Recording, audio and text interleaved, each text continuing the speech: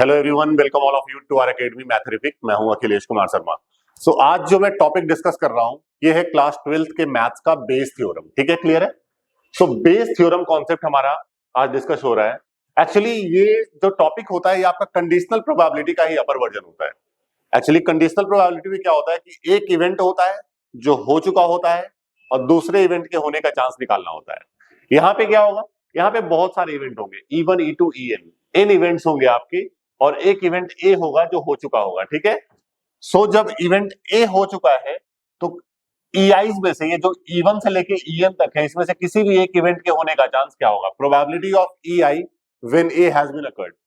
इसका ये फॉर्मूला होता है probability of EI into probability A by EI। नीचे आपका EI और ए बाई EI का समीशन होता है। ठीक है, इसको अगर मैं विस्तार से लिखूं तो ये फॉर्मूला होगा आपका probability of EI when A has been occurred.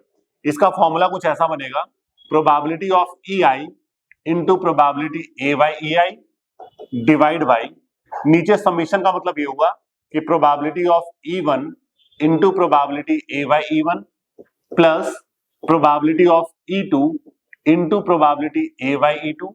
Clear है? Plus so on plus probability of EN into probability A by EN। ठीक है, ये हमारे इन इवेंट्स है, जितने भी इवेंट है नीचे आपका ये पार्ट आएगा, that is what written like this. ठीक है, क्लियर है?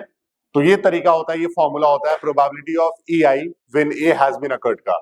और ए क्या होता है हमारा, ए वो इवेंट होता है जो हो चुका होता है। फाइन, तो इसके ऊपर वेस्ट पहले कुछ क्वेश्चन स्टार्ट करते हैं, ज्यादा बेहतरीन तरीके समझ में आएगा। जैसे ये सवाल देखते हैं, क्वेश्चन कहा जा रहा है अ bag contains 4 red and 4 black ball. मतलब किसी बैग में 4 रेड और 4 ब्लैक बॉल है। ठीक है, another bag contains 2 red and 6 black balls. दूसरे बैग में 2 रेड और 6 ब्लैक बॉल है। ठीक है, ये बैग 1 हो गया हमारा और ये हमारा बैग 2 हो गया। ठीक है, क्लियर है? हुआ क्या है, one of the 2 bags is selected. हमने दोनों में से एक बैग को सिलेक्ट किया एंड उसमें से एक बॉल निकाला और वो बॉल हमारा रेड पाया गया। क्या चांस है कि बॉल हमने फर्स्ट बैग से निकाला था? तो क्वेश्चन में आपको ये देखना है कि क्या गिवन है आपको। Whatever is given to you, that would be considered as event A। ठीक है, जैसे यहां पे क्या कहा जा रहा है कि one of the bag is selected and उसमें से एक बॉल निकाला और वो बॉल हमारा रेड पाया गया। तो बॉल ड्रॉन बॉल हमारा रेड पाया गया, ये इवेंट ए हो जाएगा। ठीक है, क्लियर है?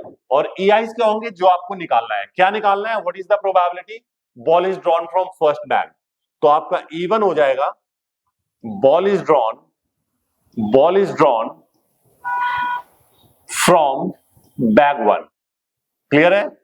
और E2 हो जाएगा आपका कि ball is drawn from bag 2।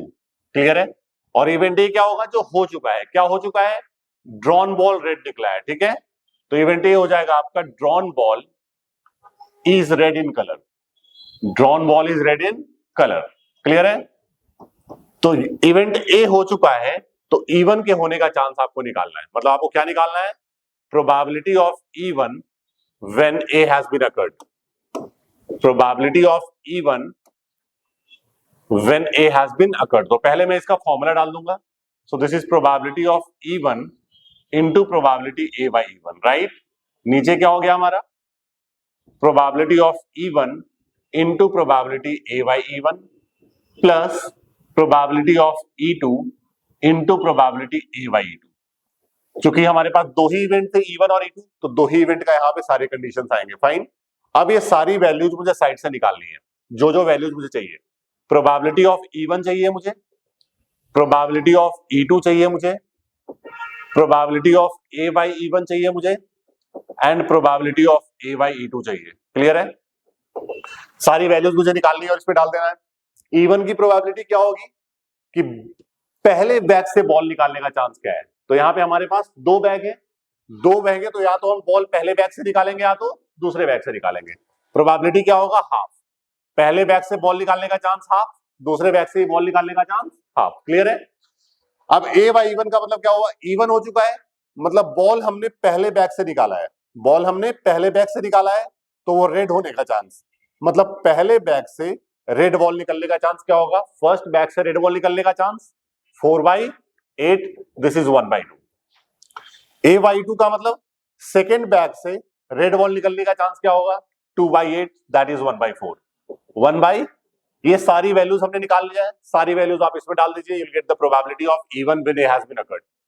So probability of E one when A has been occurred क्या होगा, डाल दो बेटा, प्रोबेबिलिटी ऑफ इवन हमारा हाफ है, ए बाई इवन भी हमारा हाफ है, so this is half into half, नीचे हो गया probability of E one A by E one plus probability of E2 into A by E2 1/4।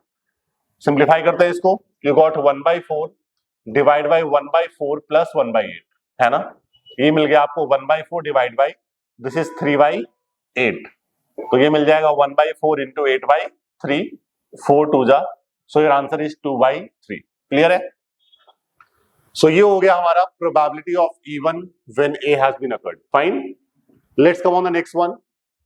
Next सवाल कहा जा रहा है, of the students in a college it is known that 60% reside in a hostel and 40% are day scholars। ठीक है, previous year result report that 30% of the students who reside in hostel attain grade A and 20% of day scholars attain grade A।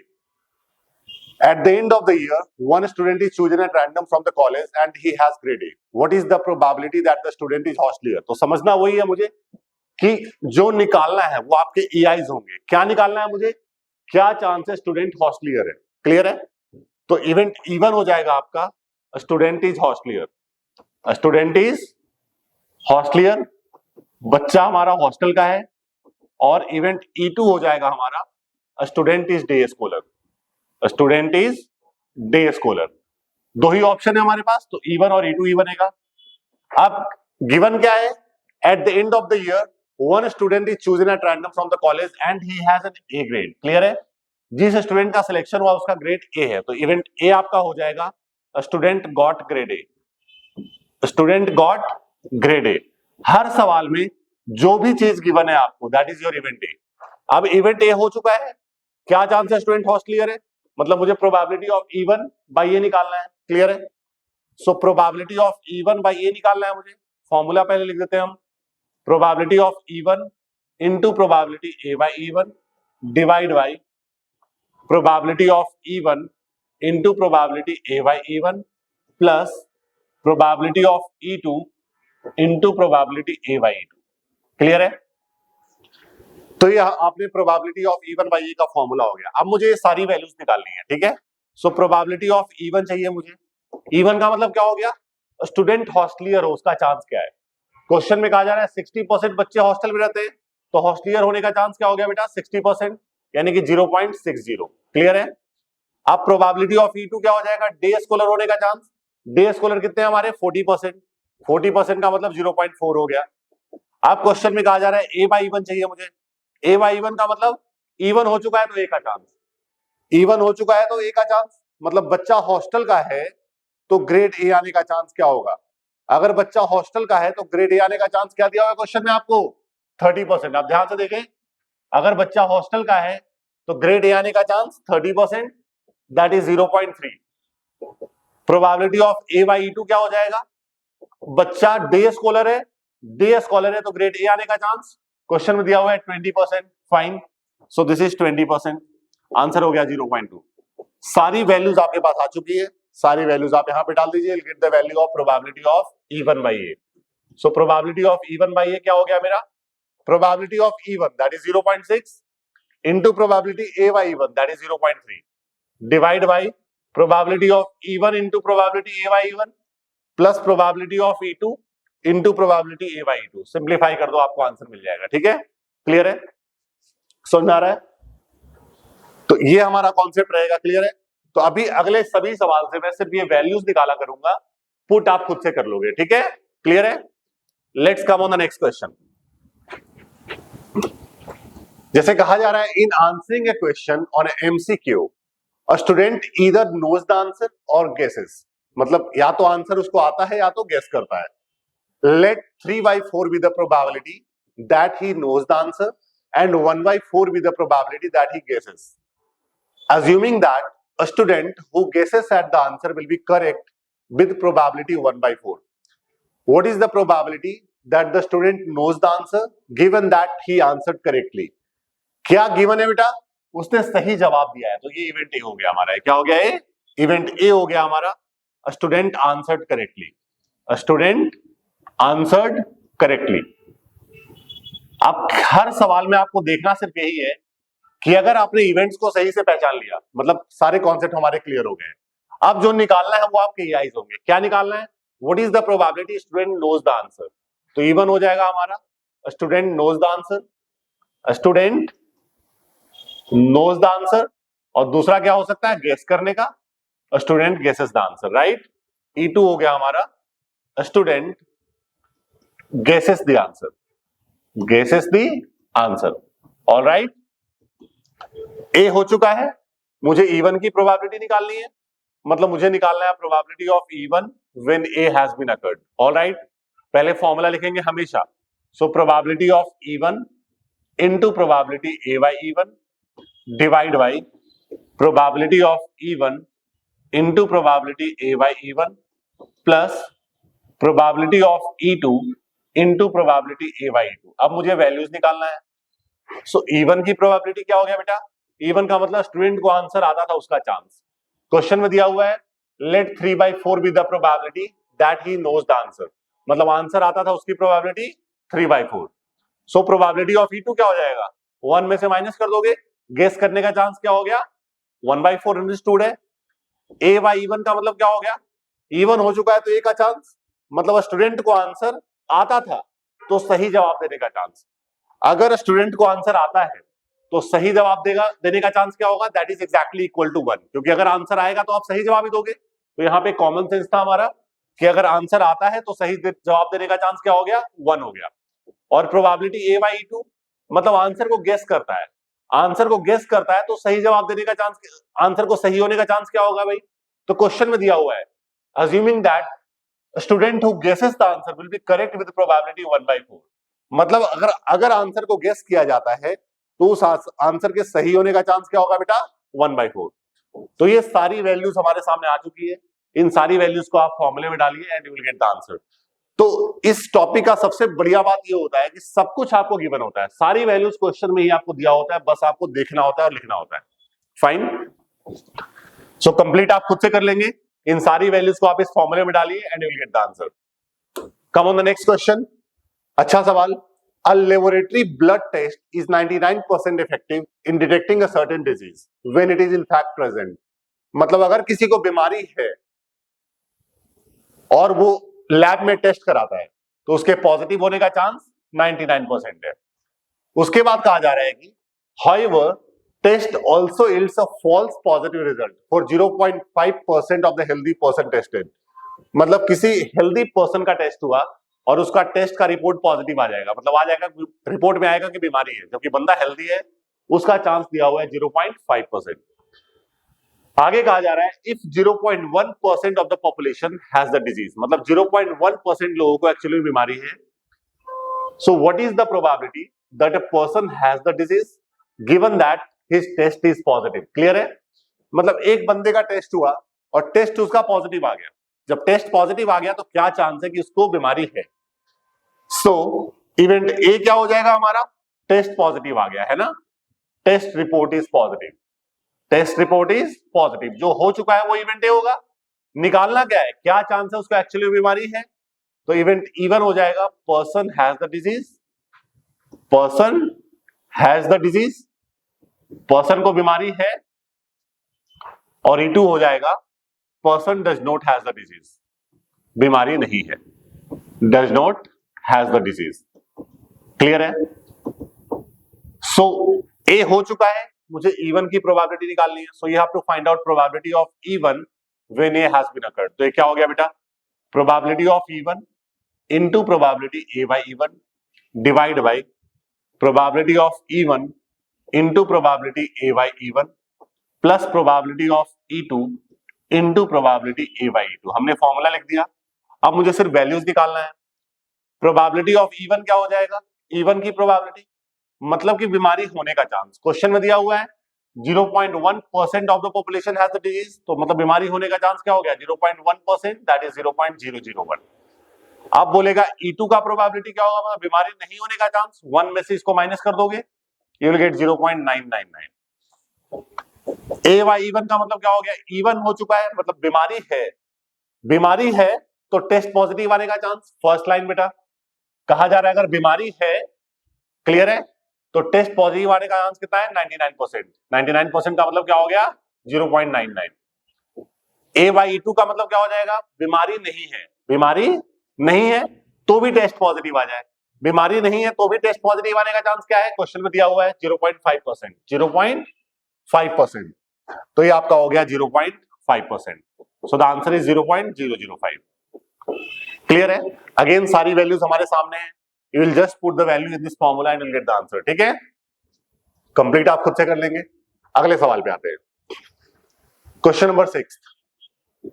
There are 3 coins, one is a two headed coin, there are 3 coins, 3 coin है, एक to headed coin है, दूसरा biased coin है, और तीसरा जो है वो नॉर्मल कॉइन है, दैट इज अनबायस्ड कॉइन। ठीक है, one of the 3 coins is chosen at random and tossed, it shows head. Coin को टॉस किया, क्वाइन पे हेड आ गया, तो ये इवेंट ए हो जाएगा, क्वाइन सोज हेड, क्वाइन सोज हेड, क्वाइन पे हेड आ गया बेटा, ये इवेंट ए हो गया।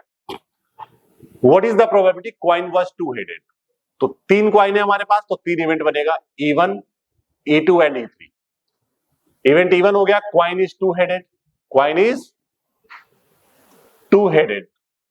इवेंट E2 हो गया, coin is biased, coin is biased. और इवेंट E3 हो गया, coin is unbiased, coin is unbiased.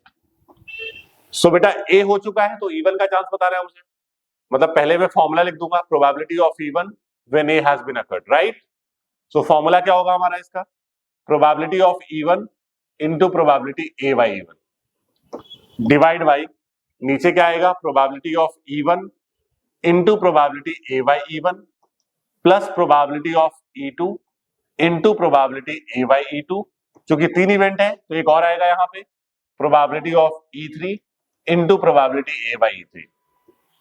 क्योंकि हमारे पास 3 इवेंट थे तो हमारे पास यहाँ पे E1 ए बाई E1 से लेकर के E3 ए बाई E3 तक होगा। ठीक है, अब निकालते हैं सारी प्रोबेबिलिटीज। सो E1 की प्रोबेबिलिटी मुझे चाहिए बेटा, E1 की प्रोबेबिलिटी क्या होगी, मतलब क्वाइन टू हेडेड होने का चांस, मेरे पास 3 क्वाइन है, तीनों में से किसी भी एक को उठाने का चांस 1/3 हो गया। सो probability of E1 is 1/3, sorry 1/3। Probability of E2 भी हमारा 1/3 होगा, प्रोबेबिलिटी ऑफ E3 भी हमारा 1/3 होगा। ठीक है, अब मुझे चाहिए probability of A by E1। A by E1 का मतलब क्वाइन टू हेडेड है, क्वाइन क्या है, टू हेडेड है, उसको उछालूंगा तो हेड आने का चांस, क्योंकि क्वाइन के दोनों साइड हेड ही है, उसको उछालूंगा गारंटीड हेड आएगा, तो probability is 1। Probability A by E2, coin हमारा बायस्ड है, क्वाइन कैसा है, E2 हो चुका है, मतलब क्वाइन बायस्ड है, क्वाइन बायस्ड है तो हेड आने का चांस 75%, क्वेश्चन में दिया हुआ है 75%, that is 0.75। Probability A by E3 का मतलब क्वाइन हमारा अनबायस्ड है, नॉर्मल क्वाइन है, फेयर क्वाइन है, उसको उछाला तो हेड आने का चांस, फेयर क्वाइन पे हेड आने का चांस हाफ होता है। तो ये सारी वैल्यूज आ चुकी है, जस्ट आप इन वैल्यूज को आप यहां पे डाल दीजिए and you will get the answer. ठीक है, let's come on the next question. An insurance company insured 2000 scooter drivers, 4000 car drivers and 6000 truck drivers. ठीक है, the probability of an accident are 0.01, 0.03 and 0.15. One of the insured persons meet with the accident, what is the probability? Scooter driver था। ठीक है, मतलब क्या हो चुका है क्वेश्चन में, क्वेश्चन में हो चुका है कि एक इंश्योर्ड पर्सन का एक्सीडेंट हो गया, राइट, एक्सीडेंट हो गया, तो इवेंट ए हो जाएगा। Person meets with accident, person meets with accident, person का एक्सीडेंट हो गया, ये आपका इवेंट ए होगा। निकालना क्या है, क्या चांसेस स्कूटर ड्राइवर है, तो E1 हो जाएगा आपका, person is scooter driver, person is a scooter driver. E2 हो जाएगा, पर्सन इज कार ड्राइवर।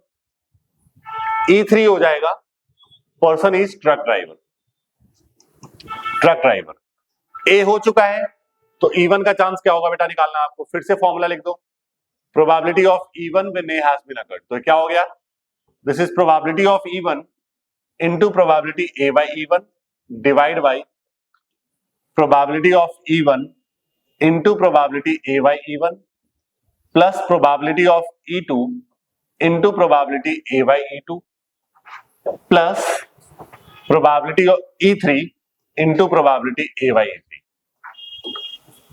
सो हमने सबसे पहले फॉर्मूला डाल दिया, हमने अब सारी वैल्यूज निकालते हैं। सो प्रोबेबिलिटी ऑफ इवन क्या होगा हमारा, मतलब स्कूटर ड्राइवर होने का चांस। स्कूटर ड्राइवर कितने हैं, 2000, right, divide by total driver कितने हैं बेटा, 2000 और 4000 और 6000, दैट इज 12,000। ठीक है, 12,000 I'll get 1/6। Probability of E2 क्या हो जाएगा, कार ड्राइवर होने का चांस, कार ड्राइवर कितना है 4000, टोटल कितना है 12,000, तो ये आपको मिल गया 1/3।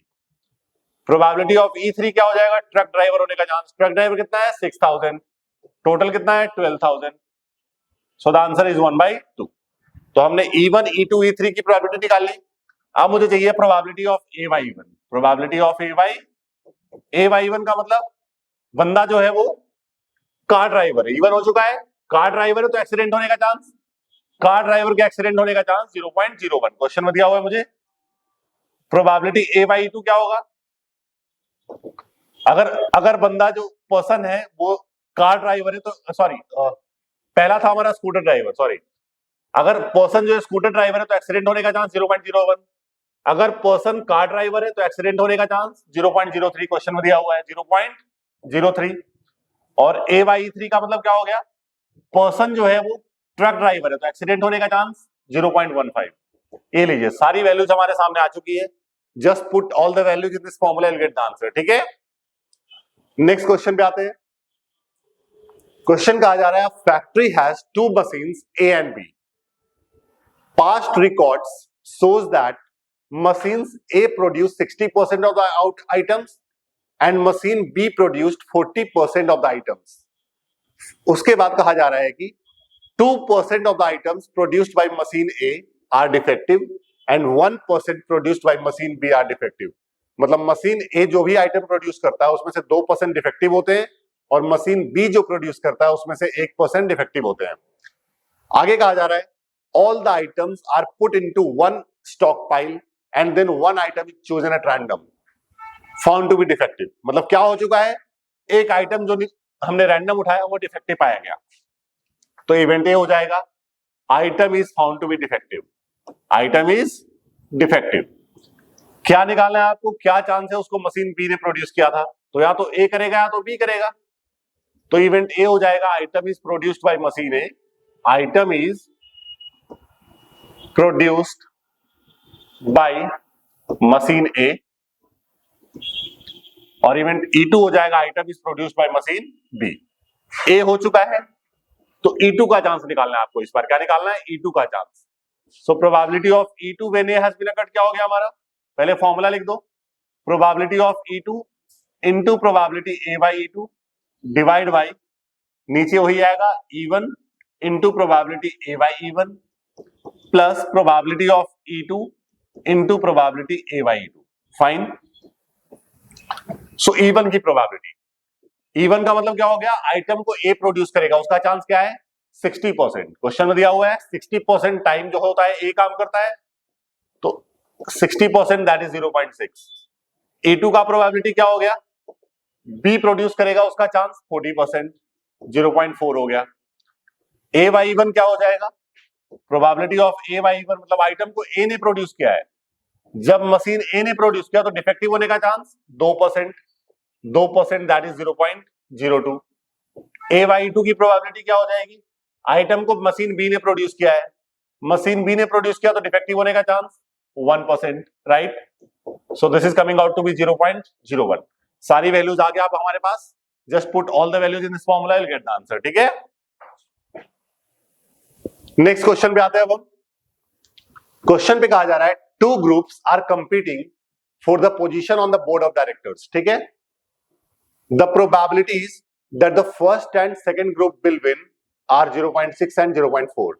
Further, if the first group wins, the probability of introducing a new product is 0.7, and the corresponding probability is 0.3 if the second group wins. This is 0.3. Find the probability that the new product introduced by machine A. अब देखना क्या है कि event A यहां पे क्या होगा, जो हो चुका है। क्या हो चुका है भाई, दोनों में से कोई भी अगर, चाहे तो ग्रुप ए जीते चाहे तो ग्रुप बी जीते, कोई भी जीतेगा, नया प्रोडक्ट तो इंट्रोड्यूस होगा ही होगा, ठीक है। सो इवेंट ए यहां पे हो जाएगा हमारा new product is introduced, new product is introduced. निकालना क्या है, क्या चांस है कि सेकेंड ग्रुप के द्वारा नया प्रोडक्ट इंट्रोड्यूस होगा, मतलब इनडायरेक्टली आपको निकालना है क्या चांस है सेकेंड ग्रुप जीतेगा, ठीक है। तो इवेंट इवन हो जाएगा, फर्स्ट ग्रुप विंस, और इवेंट E2 हो जाएगा सेकेंड ग्रुप विंस। आपको निकालना है ए हो चुका है तो E2 का chance, means you have to find out probability of E2 when A has been occurred. Formula हो गया इसका, probability of E2 into probability A by E2 divide by probability of E1 into probability A by E1 plus probability of E2 into probability A by E2। निकालते हैं सारी values.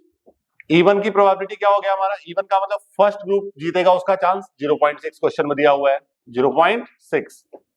E2 की probability क्या हो जाएगी, सेकंड ग्रुप के जीतने का चांस 0.4 दिया हुआ है। प्रोबेबिलिटी A by E1 क्या हो गया हमारा, A by E1 का मतलब E1 हो चुका है, मतलब कि पहला ग्रुप जीतेगा तो नया प्रोडक्ट इंट्रोड्यूस होने का चांस 0.7 दिया हुआ है। A by E2 का मतलब अगर सेकंड ग्रुप जीतेगा तो नया प्रोडक्ट इंट्रोड्यूस होने का चांस 0.3 दिया हुआ है। You got all the values, सारी वैल्यूज को डाल दीजिए, आंसर आ जाएगा, ठीक है। अगले सवाल पे आते हैं। Suppose a girl throws a die, if she gets a 5 और 6, अगर 5 या 6 आता है, she tosses a coin 3 times, और अगर 1 2 3 4 आता है, she tosses a coin once and notes whether a tail head और tail is opted. If she obtained exactly 1 head, उसको क्या मिला है, एग्जैक्टली 1 हेड मिला है, तो ये इवेंट ए हो गया। सी गॉट एग्जैक्टली 1 हेड, जो हो चुका है वो event A. What is the probability that she threw 1 2 3 4, तो इवेंट E1 हो जाएगा सी थ्रू